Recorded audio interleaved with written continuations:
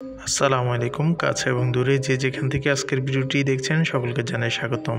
যারা আমার চ্যানেলটিতে নতুন অবশ্যই চ্যানেলটি সাবস্ক্রাইব করবেন এবং ফেসবুক পেজ থেকে দেখলে অবশ্যই লাইক দিয়ে থাকবেন। আজকে যে বিষয়টি নিয়ে কথা বলবো সেটা হচ্ছে সংযুক্ত আরব আমিরাতের বর্তমানে কোন বিষয়টা আউটসাইড চালু হয়েছে এবং প্রধান উপদেষ্টা ডক্টর মোহাম্মদ ইউনূস কী আলোচনা করেছেন বিষয় নিয়ে। সংযুক্ত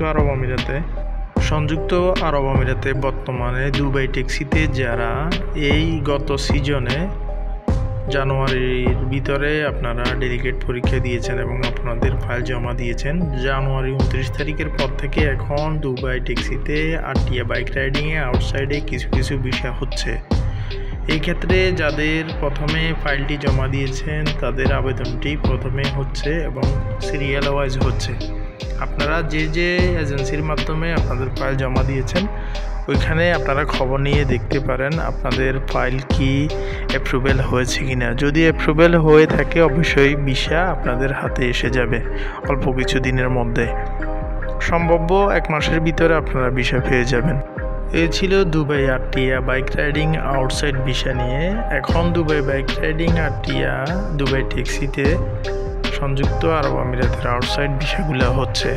অবশ্যই আপনারা এটা মাথায় রাখবেন, যে যে এজেন্সি বা যে যে লোকের মাধ্যমে আপনারা টাকা দিয়েছেন ভিসা হবে বলে ঘুরাচ্ছে তাদেরকে আপনারা জোরভাবে দাবি জানান।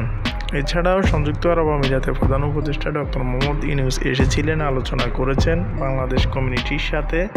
কি বলেছেন সংযুক্ত আরব আমিরাতের মন্ত্রীদেরকে আমাদের ভিসার জন্য। এই ক্ষেত্রে সাংবাদিকদের প্রশ্নের উত্তরে প্রধান উপদেষ্টার প্রেস সচিব জনাব শফিকুল ইসলাম সাংবাদিকদের জানান, সংযুক্ত আরব আমিরাতের ভিসা নিয়ে দীর্ঘদিন বন্ধ থাকার কারণে ভিসা জটিলতা সৃষ্টি হয়েছে এবং আমাদের প্রফেসর ডক্টর মোহাম্মদ ইউনূস এটা কাজ করতেছে খুব আন্তরিকতার সহিত। প্রধান উপদেষ্টার প্রেস সচিব আরও জানান, 2012 সাল থেকে ভিসা কার্যক্রম বন্ধ হওয়ার পর থেকে এবং বাংলাদেশের সাথে কূটনৈতিক সম্পর্ক খারাপ হওয়ার কারণে এই অবস্থা। এটা উন্নতি হতে একটু সময় লাগতেছে। আশা করছে খুব শীঘ্রই বাংলাদেশের জন্য ভিসা ব্যবস্থা স্বাভাবিক হবে। এছাড়াও সাংবাদিক প্রশ্ন করেন ফ্যামিলি ভিসা ও ট্রান্সফার নিয়ে। যাদের ফ্যামিলি ভিসা এখনও পর্যন্ত চালু হয় নাই, ফ্যামিলি ভিসা বা বাচ্চা প্রেগনেন্ট অবস্থায় তাদের ওয়াইফ বাড়িতে গেছে কিন্তু এখন তারা আসতে পারতেছে না তাদের ভিসা শেষ হওয়ার কারণে। এই প্রশ্নের উত্তরে শফিকুল ইসলাম বলেন, প্রধান উপদেষ্টার প্রেস সচিব এটা নিয়ে কাজ চলমান রয়েছে এবং কিছুটা তো সময় লাগবে, যেহেতু দীর্ঘদিন বাংলাদেশি সব ধরনের ভিসা জটিলতা এখানে সৃষ্টি হয়ে রয়েছে, বিভিন্ন সমস্যা এখানে সৃষ্টি হয়ে আছে, সেই জন্য একটু সময় লাগতেছে। তবে উনি আশা করেন খুব শীঘ্রই বাংলাদেশিদের ভিসার ব্যবস্থা স্বাভাবিক হবে।